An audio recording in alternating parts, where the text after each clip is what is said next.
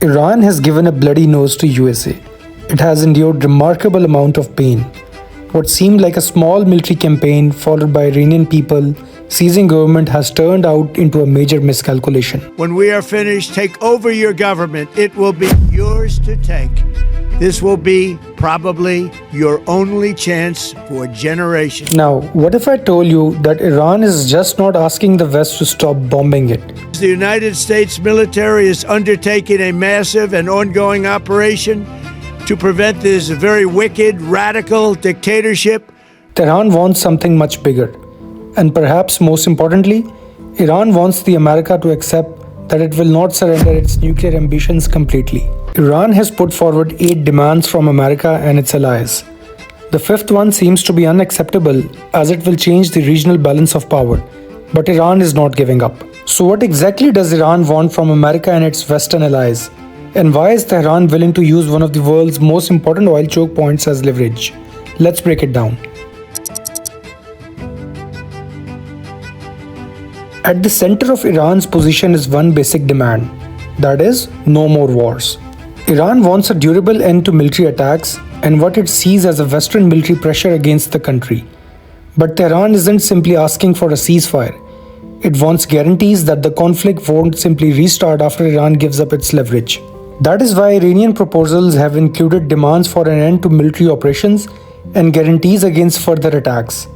And this is where the negotiations become extremely difficult. But Washington wants Iran to make strategic concessions before receiving major relief. Iran wants major relief before making irreversible concessions. It's a classic diplomatic problem. Who moves first?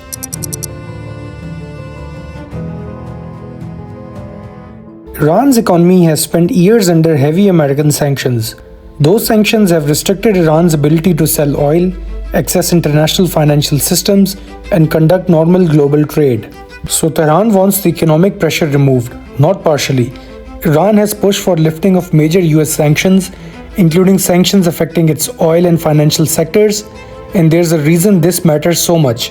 Iran doesn't just want political recognition, it wants economic breathing room. If sanctions are removed, Iran could potentially sell more oil, access more foreign currency, and reconnect more deeply with global markets.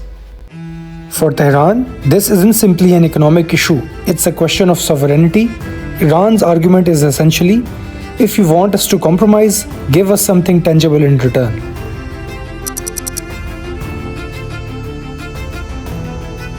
But sanctions aren't the only financial issue.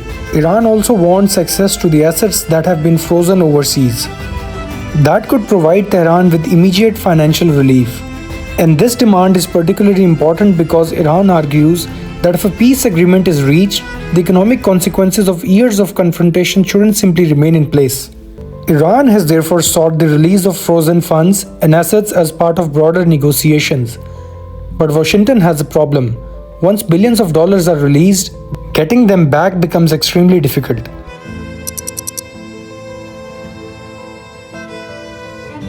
Now comes the geopolitical demand. Iran wants American military pressure reduced. Iran has called for the withdrawal of US combat forces from bases and deployments in the region. Think about what that means. For decades, Iran has viewed the American military presence around the Persian Gulf as a direct strategic threat. The United States, meanwhile, sees its regional military presence as essential for protecting allies, deterring Iran, and keeping critical shipping routes open. So Tehran's demand isn't simply leave Iran alone, it's closer to reduce America's ability to threaten Iran from surrounding region. And Washington is unlikely to accept that without receiving major concessions in return.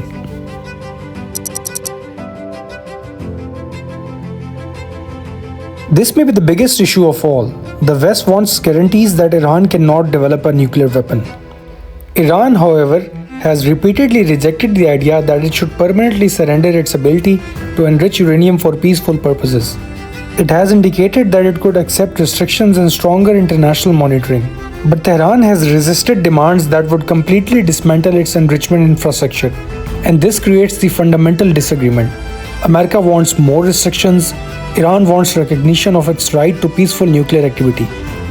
Iran's position has essentially been that we can compromise, but we will not accept being treated as a country that has no right to nuclear technology.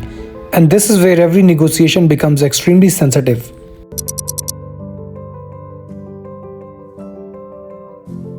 Now let's talk about the demand that could affect people far beyond Middle East. The Strait of Hormuz. This narrow waterway connects the Persian Gulf to the Gulf of Oman. A huge amount of global energy trade passes through this region, and Iran knows exactly how important it is. Recent reporting says Tehran has tied the reopening of Strait of Hormuz to major concessions from Washington, including sanctions relief, compensation, the release of frozen assets, and end to military pressure. That gives Iran enormous negotiating leverage, because if shipping through Hormuz is disrupted, oil prices can rise, insurance costs can explode, shipping becomes more expensive, and eventually, ordinary consumers around the world feel the consequences. So Iran is effectively using geography as a bargaining chip.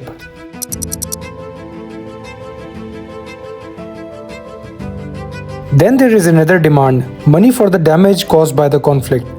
Iran has sought compensation for damage caused by military strikes. From Tehran's perspective, if Western powers cause destruction and now want peace, Iran shouldn't be expected to simply absorb the costs. But from Washington's perspective, paying Iran compensation could look like admitting responsibility for the conflict, and that's politically explosive. So even if both sides want an agreement, the question is who pays for the damage could become a major obstacle.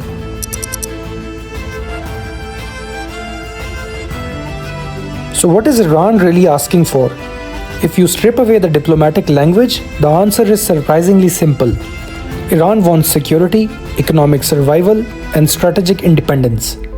Iran wants the West to stop treating Iran as a country that must be forced into submission, and it wants something in return for any nuclear concession it makes. But Washington wants almost the opposite. The United States wants Iran's nuclear capabilities constrained, it wants missile and regional activities addressed, it wants shipping through Hormuz protected, and it wants guarantees that Iran cannot use the same leverage again. That's why this isn't simply a negotiation about nuclear weapons. It's a negotiation about who controls the balance of power in the Middle East.